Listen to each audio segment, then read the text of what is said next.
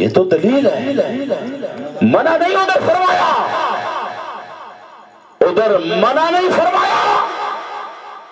اور جہاں گستاخ کی بات فرمائی ہے خواہ بات ہی کیوں نہیں ہے، ادھر اجازت نہیں فرمائی۔ میں کوشش کر رہا ہوں کہ ٹھوس اور سادے ستھرے الفاظ میں آپ کو مسئلہ سمجھاؤں۔ ادھر منع نہیں حضور سے ہٹ کے کسی سے محبت کرنے کا، اور ادھر اجازت نہیں۔ وہی رشتے ادھر ہیں، وہی رشتے ادھر ہیں، یہ تقسیم ہے، اور پورا ایک باب ہے، باب۔ ہم لوگ تو بھولے ہوئے ہیں، بھولی پہ گئے ہیں۔ اچھا اسی بھول گئے ہیں، بھولی پہ گئے ہیں۔ ان لوگوں قرآن دا کیا پتا، قرآن کریم کی سمجھ قرآن کریم کی اس کو آتی ہے جس کا دل عشق مصطفیٰ صلی اللہ علیہ وآلہ وسلم سے روشن، اور جس کی زبان اور دماغ آقا کریم صلی اللہ علیہ وآلہ وسلم کی محبت سے معطر، ان کو قرآن کی سمجھ آتی ہے۔ یہ کہتے ہیں نہیں جی ٹھیک ہے، پھر ہم محبت تو کرتے ہیں حضور علیہ السلام کے ساتھ، پر رشتہ داری جی ہوئی کیا کریے، رشتہ داری جی ہوئی کیا کریے۔ اسی اوڑ مڑ کیڑا انہوں نے عقیدہ پہ رکھ دیا، عقیدہ تو ساٹا اپنے ہی نا، ہاں تو سننی ہی رشتہ کر لگیے تو کیڑی گالا، کیڑا فرق ہے رشتہ کر لگیے تو بے کھڑو لگیے تو کیا گالا، شادیاں تا مرنیاں تا ٹر جاویے تو کیا، ایسا تو سننی ہی نا، ایسا تو سننی نا، نا بھئی نا، نا بھئی نا، نا بھئی نا، سننی وہ نہیں کہ جو ہر دے کی چمچہ ہو، سننی وہ ہے کہ جو سورہ توبہ کی قل ان کان آباؤکم اس آیت کی بھی پاسداری کرے، اور سنی فکر رضا والا وہ ہے جو سورہ المجادلہ لا تجدو والی آیت کی بھی پاسداری کرے۔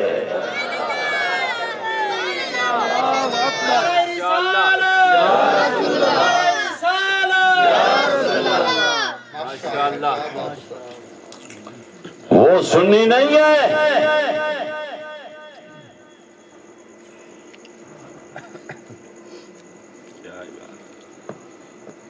تمہیں قرآن کریم کی سمجھ ہی نہیں آئی۔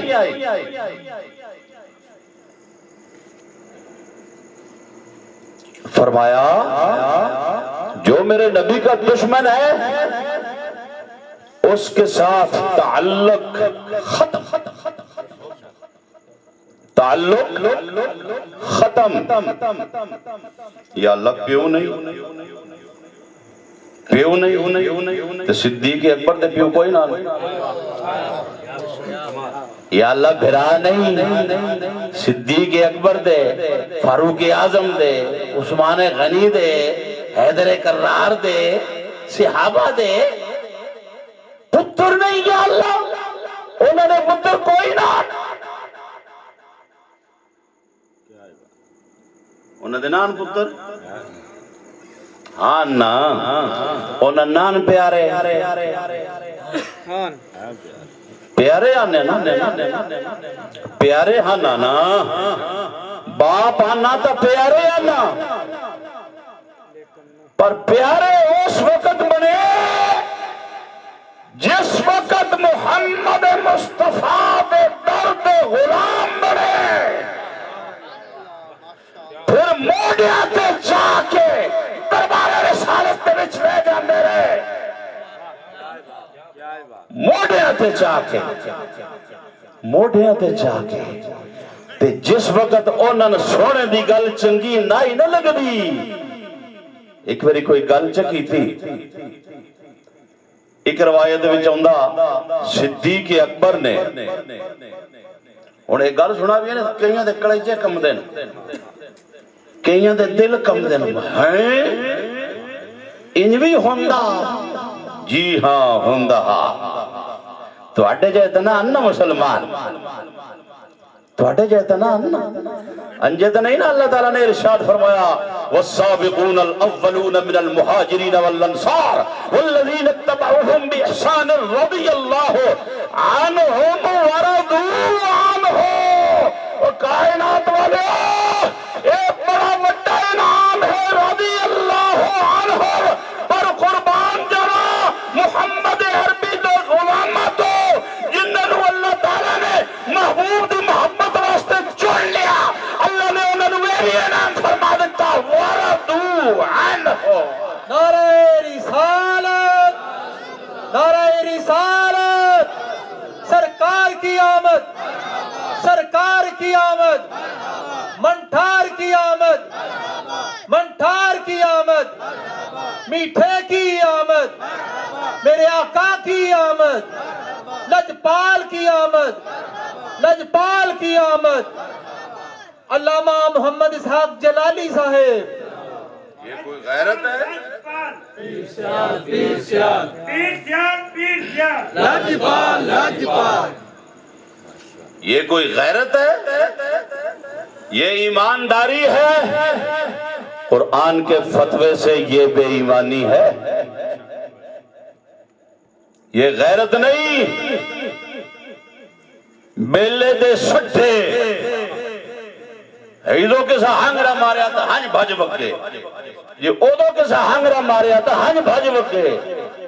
ایدو کسا خیر پایا تھا ایدہ بھج بکے لالا حضور کا سچا اور پکا غلام خدا کی قسم ہے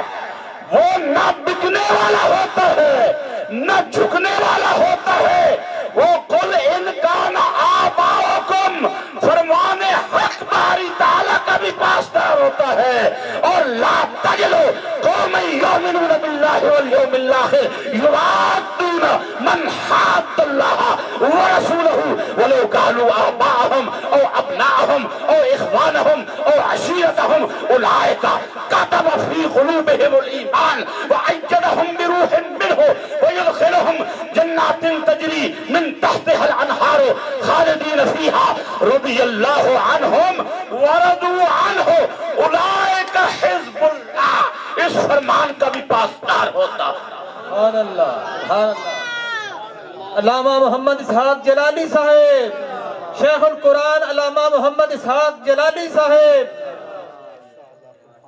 وہ بیلے دا سٹا نہیں ہوندہ آؤ گل تو کرو بیلے دے سٹے ہو جس وقت آکھی ہے گل کرو پتہ نہیں کیڑیاں کھٹا میں چوڑ میں سمجھ نہیں ہوں بھاوے کوئی مترفض آئے تے بھاوے کوئی ناسبی ہے کیا بات ہے تماشا انہا لوگا بڑا چھڑے تو ساڑھے سنیاں بھی تماشا بڑا چھڑے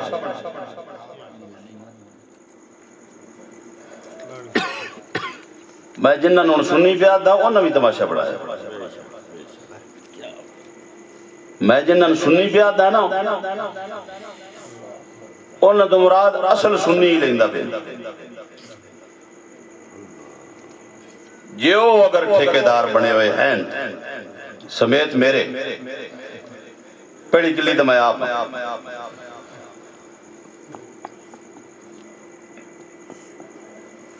کسا اس پاسے منہ ڈالیا کسا اس پاسے منہ ڈالیا کسا اس پاسے منہ ڈالیا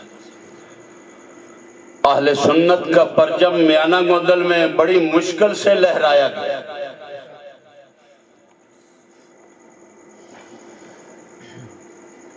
اور یہ بڑی دیر سے لہرایا جا رہا ہے مرج البحرین کتاب کے اندر لکھا ہوا ہے، اہل سنت کے عالم دین مولانا محمد صدیق صاحب رحمت اللہ تعالی علیہ کا میانہ گوندل میں مدرسہ تھا، جس میں حضور حافظ الحدیث پیر سید محمد جلال الدین شاہ صاحب رحمت اللہ تعالی علیہ نے آ کے تعلیم حاصل کی۔ مرج البحرین کتاب جو حضور حافظ الحدیث رحمت اللہ تعالی علیہ کے سوانح حیات پر لکھی گئی ہے، اس میں یہ بات لکھی ہوئی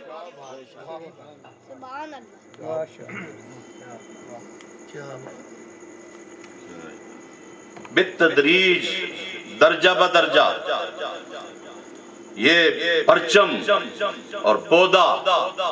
سیراب ہوتا رہا اور جب سے ہم نے آنکھیں کھولی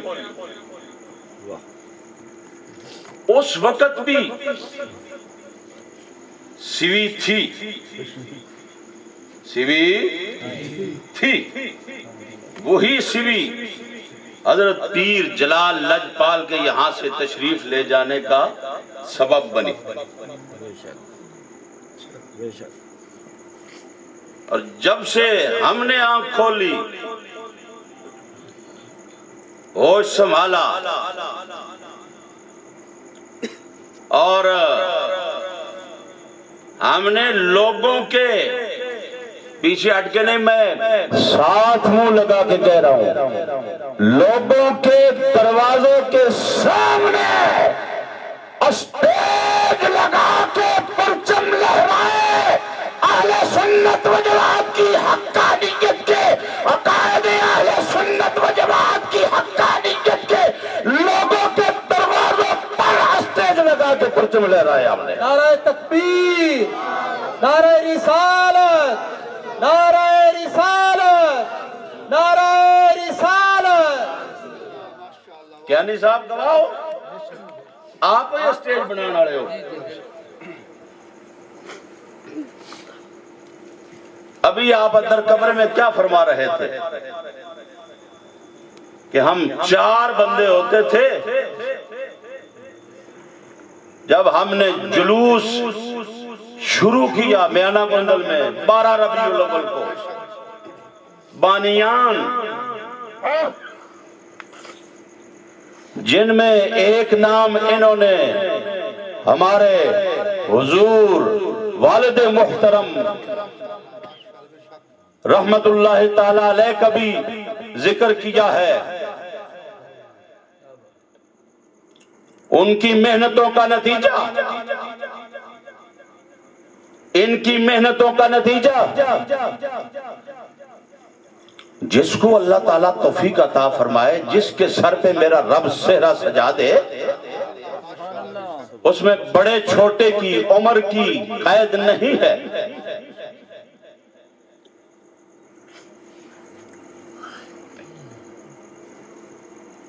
برلب سڑک روڈ پر محفل نہیں، جلسہ نہیں، بڑی بڑی کانفرنسیں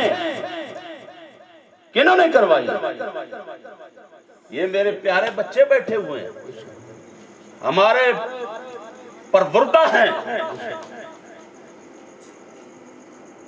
یہ فیضان صدیقی ہے، فیضان صدیقی ہے۔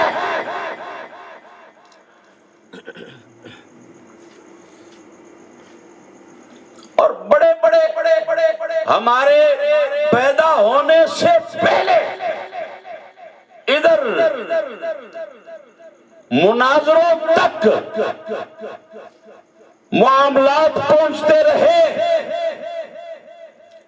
اور مسائل پر انعامات رکھے جاتے تھے۔ ہاں اگر یہ مسئلہ دکھاؤ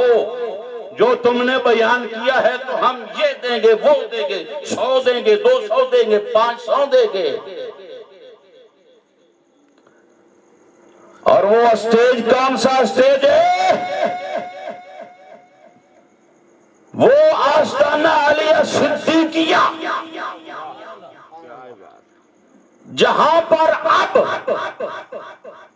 ان کے فرزند ارجمند حضرت علامہ مولانا محمد مشتاق احمد صدیقی صاحب،